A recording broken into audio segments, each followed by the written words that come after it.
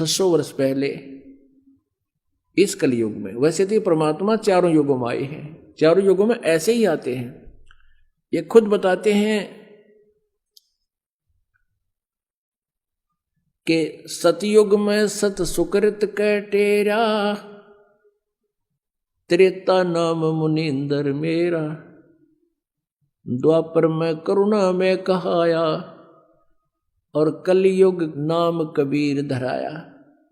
परमात्मा के हैं चारों युगों में आए हम। और फिर कलयुग में जब आए परमात्मा, जब उन्होंने ये लीला की, ऐसी ही लीला प्रतिबार करते हैं।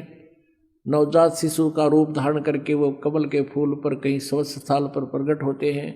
वहाँ से कोई दंपत्ति जो निसंतान होते हैं वो उठा ले जाते हैं, और फिर परमात्मा कोई अन्न आहार नहीं करते हैं बालक रूप में।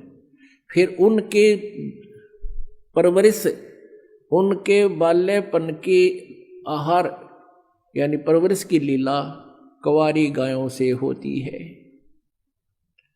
ऋग्वेद मंडल नंबर 9 सूक्त नंबर 1 मंत्र नंबर 9 में स्पष्ट लिखा हुआ है कि वह शिशु रूप में प्रकट परमात्मा के परवरिश की लीला कंवारी गायों से होती है। और 600 वर्ष पहले परमात्मा कबीर जी ने वह लीला की थी कि जब वो आए थे, वो 25 दिन के हो गए थे, उन्होंने कोई दुग्ध आहार नहीं किया था। तब अभी बताते हैं ये कहानी, आगे बताएंगे आपको। पहले जो प्रसंग चल रहा था कि नीरू और नीमा परमात्मा को ले आए, और कोई कह रहा है ये ब्रह्मा है, कोई कहे विष्णु जी का अवतार है, कोई कहे शिव जी का अवतार है, ये तो कोई कहे में तो देवता नजर आता है। देवता कहते हैं ये तो कोई और परम शक्ति है, आकाश से वो डिस्कस कर रही है। अब उसके विषय में गरीबदास साहिब जी ने जो परमात्मा की लीला को परमेश्वर कबीर जी द्वारा प्राप्त दिव्य दृष्टि से असंख्यों वर्ष पहले का भी ज्ञान दिया, संख्यों वर्ष पहले का, युगों पहले का भी, और हमारी उत्पत्ति जन्म का भी ज्ञान दिया। तो परमेश्वर के प्रकट होने का भी 600 वर्ष पहले जो कैसे आए थे, फिर क्या लीला हुई थी, क्या बताते हैं। जल थल पृथ्वी गगन में बाहर भीतर एक, पूर्ण ब्रह्म कबीरे हैं अवगत पुरुष अलेख। सेवक हो के उतरे इस पृथ्वी के माही, जीव उदाहरण जगत गुरु बार बार बलि जाही। जीव उदाहरण जगत गुरु बार बार बलि जाऊं मैं। गरीबदास जी कहते हैं उस परमात्मा के ऊपर बलिहारी हूं, न्यौछावर हो जाऊं मैं, जिस निशान मोल ज्ञान, और एक दास बनकर, एक जुल्हा बनकर, एक गरीब इंसान बनकर, अपने एक सभ्य नागरिक की तरह हर तरह की जो क्वालिटी एक भक्त या अच्छे नागरिक में होनी चाहिए, और एक अच्छे भक्त में हो, दास में हो, गुरु का दास जो बने, शिष्य बने, और एक पूर्ण संत में जो क्वालिटी होती है, जो गुण होते हैं, उन सभी को परमात्मा ने स्वयं ही पूर्ति करके दिखाया कि यदि तुमने भगवान चाहिए तो जैसे मालिक ने एक उदाहरण पेश किया, एक सैंपल पेश किया, एक गरीब के घर जन्म दिखाया, जन्म नहीं हुआ उनका, एक बिल्कुल निहायत गरीब जुल्हा, जैसे वो नीरू नीमा जुल्हा क्यों कहवाए, जुल्हा क्यों कहलाए, उनके पास पहले तो जो पूजा का पैसा आता था उससे वो अपना निर्वाह करते थे, और फिर वो पूजा का पैसा आना बंद हो गया क्योंकि हिंदू रहे नहीं, शिव कथा वो कर नहीं पा रहे थे, तो उन्होंने जुल्हे का काम शुरू कर दिया, क्योंकि सस्ते में शुरू हो जाता, 4 लठ गाडे और धागा पूरा और काम शुरू हो गया, वो खड्डी बना लिया करते थे। तो जिस कारण से कई वर्ष काम करते करते हो गए, वो जुल्हा पक गए, नाम को जुल्हा कहलाने लगे।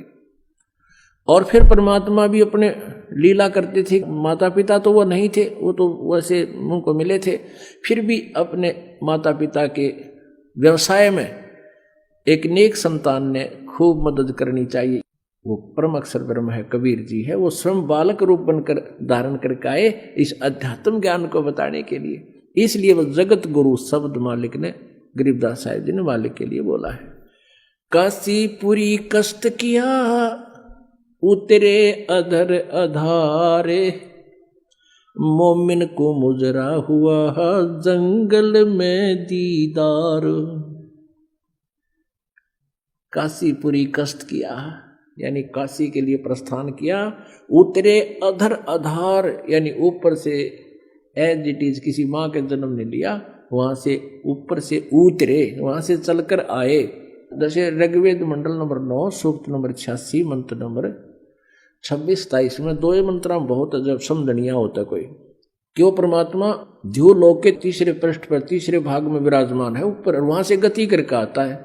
वो कबीर देव है और विद्युत जैसी गति से जल्द शीघ्रता से वो आता है, जैसे बिजली आया कर 1 सेकंड में, और अपनी अच्छी आत्मा को प्राप्त होता है। वो अपने रूप को सरल करके, क्योंकि वहां परमात्मा का जो सतलोक में शरीर है मनुष्य जैसा है, वहां भी भगवान उसके एक रोमकूप में करोड़ सूर्य मिला दे, करोड़ चंद्रमा, उनकी रोशनी भी उस मालिक के एक रोमकूप के नूर के सामने फीकी है, हल्की पड़े है, इतना तेजों में है। वो एज इट इज वहां या आ जा तो हमारे तो उल्लू की तरह आंखें बंद हो जाए, हम देख नहीं सकते चरम दृष्टि से। तो वो अपने रूप को सरल करता हुआ हल्के तेज पुंज का बना के, और वहां से अपने भक्तों के विघ्नों को मर्दन करता हुआ वो अच्छी आत्मा को मिलता है। किस लिए मिलता है और वो कैसा है? ऋग्वेद मंडल नंबर 9 सूक्त नंबर 82 मंत्र नंबर 1, 2, 3 में, ऋग्वेद मंडल नंबर 9 सूक्त नंबर 20 मंत्र नंबर 1 में है, और भी सैकड़ों स्थान पर ऋग्वेद मंडल नंबर 9 सूक्त नंबर 96 मंत्र नंबर 16 से 20 तक कति स्पष्ट किया है कि वो आम व्यक्ति की तरह जैसे कपड़े पहन लेता आदमी, ऐसे अन्य शरीर ऐसे वो धारण करके अपने शरीर के ऊपर एज इट इज और हल्का तेज पुंज का शरीर बनाकर यहाँ आता है। ऐसे गरीबदास जी कहते हैं, तेज पुंज अन्य दे धर कर इस विध हमको भेंट ही, वो कबीर परमेश्वर। काशीपुरी कष्ट किया वो उतरे अधर अधारे, अधर अधार माने ऊपर, तो अधर माने ऊपर से, आधार न्यो के न्यो आए चल के, और मोमन को मुजरा हुआ जंगल में दीदार। मोमिन कहते मुसलमान को,